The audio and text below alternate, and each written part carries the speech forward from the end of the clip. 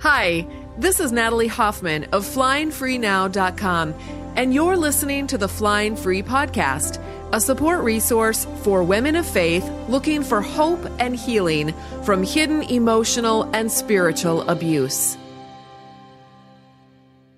Welcome to episode 274 of the Flying Free Podcast.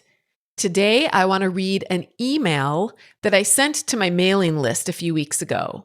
And by the way, if you would like to be on my mailing list, just go to flyingfreenow.com and sign up at the top.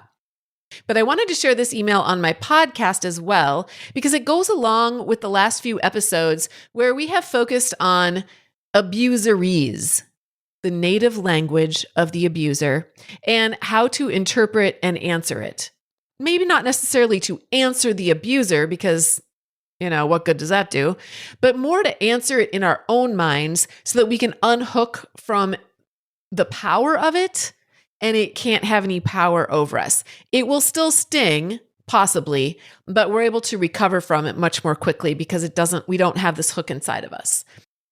Okay, so here's the email I sent to my email list. An abusive man made a comment on my blog last year. No, I did not allow it to be published there because my blog is a safe zone for survivors. But I get these kind of comments in emails regularly, and after I read the first sentence, my rude part just rolls my eyes and deletes it. Ain't nobody got time for that. But just as I was about to delete this one, I had a thought. What if I ran it through my CBSD, Christian Bull detector, and shared the results with you? This means I need to let my rude part write this email. If you don't know my rude part, this will be your introduction. If you want to know more, you'll have to read my new book, All the Scary Little Gods. Almost everyone tells me Rude is their favorite character. My mom would not agree. Trigger warning. If you are triggered by abuseries, the abuser's native tongue, then you can do what I do most of the time and just delete this.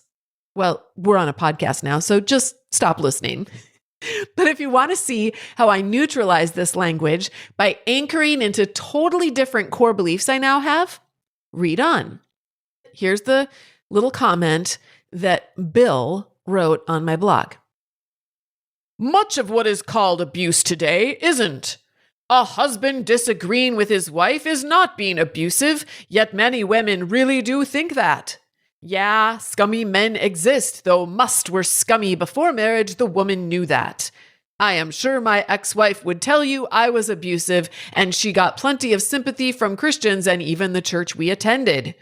Too many details to go into here, but she did not want to be married, and thus she bailed with no repercussions.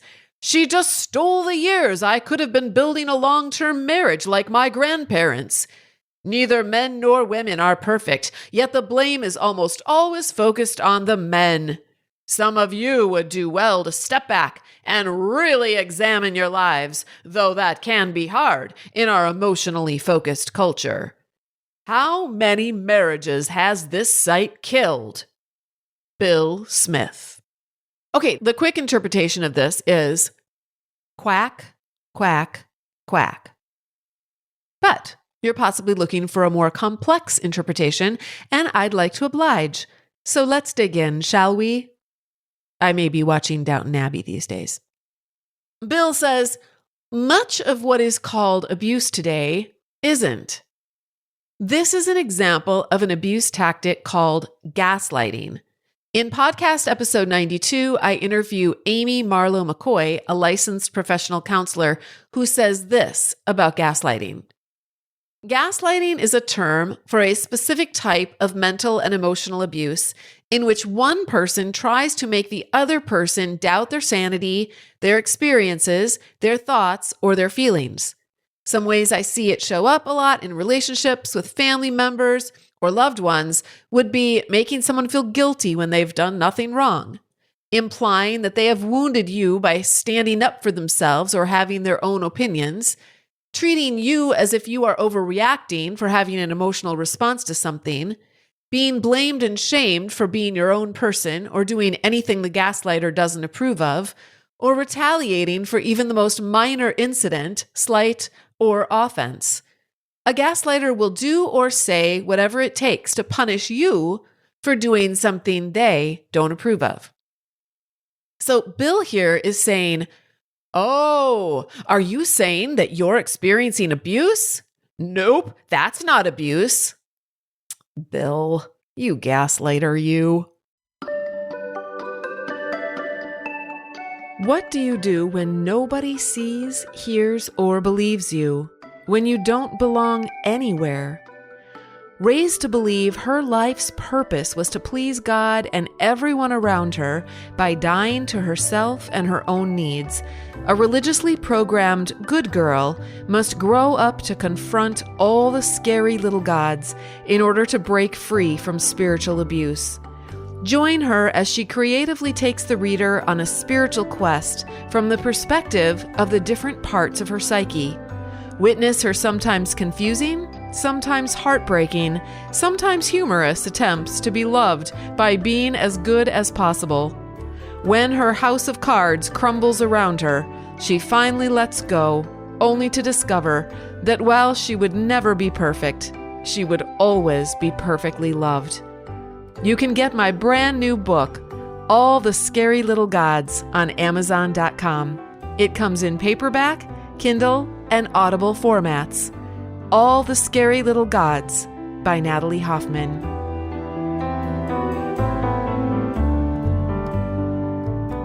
Bill says, a husband disagreeing with his wife is not being abusive. Yet many women really do think that. This is another example of gaslighting, but it's also an example of the abuse tactic called minimizing. Bill is comparing abuse to a simple case of disagreeing, i.e., minimizing the abuse. He's also slamming women here, implying that women are the ones who do this silly thing of believing that they are abused when what's really going on is just a mild disagreement. Notice how he didn't say that men do this, just the women folk. He's a misogynist, can you tell? Oh, Bill, we so see you. Bill says, yeah, scummy men exist, though must were scummy before marriage, the woman knew that. Besides struggling with where to put punctuation and spell words, Bill struggles with grasping the concept of other. This is quite common for an abuser. Bill believes he knows what women know, namely that the men they are dating are scummy and they want these guys anyway. In other words, Bill is saying, you knew he was scummy before you married him, but you wanted that. You loved it. You enjoy being mistreated. So own what you want and live with it now. Bill is blaming the victim, which is another abuse tactic. Fascinatingly enough, he's also calling himself scummy, but I don't think he's smart enough to grasp this. Next, Bill tells us about his ex-wife. I am sure my ex-wife would tell you I was abusive. You think, Bill? And she got plenty of sympathy from Christians and even the church we attended. Well, I'm glad at least one woman is getting sympathy and help from their church. I wish every abuser like Bill could whine about this. He goes on. Too many details to go into here. Thank God. But she did not want to be married. I can't imagine why not. And thus she bailed with no repercussions. Bill just revealed more of his lack of empathy and lack of self-awareness, typical traits of narcissistic abusers. Here, Bill is attacking his ex-wife, accusing her of bailing on the relationship, refusing to see how he bailed on the relationship the first time he abused her, and no repercussions? Those of us who have been divorced or know women who have gone through a divorce know that is a bald lie. But again, he dismisses her reality and her pain because to him, she is just an object, a plaything he lost. Then Bill says this. She just stole the years I could have been building a long-term marriage like my grandparents. No, sir, you stole that from her. If you want a long-term marriage, grow up and build one. Bill continues, neither men nor women are perfect. This is an abuse tactic called mutualizing. Yet the blame is almost always focused on the men. Well, Bill, just in case you didn't know, statistics show that men are more likely to abuse women than the other way around, hence the blame. By the way, that doesn't mean women don't abuse. Just read my book, All the Scary Little Gods, for examples of that. No, Bill, I'm not telling you to read my book. I'm telling the listeners. Trust me, Bill, even though I'm just a woman, you will not like my book. Bill begins to wrap it up with, some of you would do well to step back and really examine your lives, even though that can be hard in our emotionally focused culture. I almost laughed out loud at this one. He's projecting what he needs to do onto us women folk. And then he's slamming women again with his alluding to our emotions. He's saying, you women should examine your lives, but it will be hard for you because of all your emotions and how our culture says it's okay for you to have them. Bill, if you had even an ant's belly of self-awareness, you would see how emotional you are right now. Bill, you have so many emotions. Just saying. Bill ends his emotional diatribe with one last shot across the bow. How many marriages has this site killed? I can only hope to high heaven that this site has killed and will continue to shoot through the heart thousands and thousands of abusive marriages. Why? Because marriage is a beautiful thing, and it deserves to be held in honor, not smeared through the mud by the likes of Bill.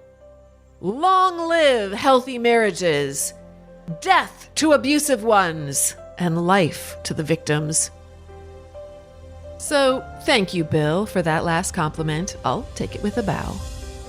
And that is the little email from my rude part. If you want to get to know Rude, Rosie, Freaked, Melancholy, and all the rest of the gang, go get my new book, All the Scary Little Gods. Even though it sounds a little scary, it's not. Love, Natalie, and all my little parts, but mostly Rude. Hey, beautiful butterfly. Thank you so much for listening. If you liked this episode, be sure to subscribe and then consider leaving a rating and review so others can find us.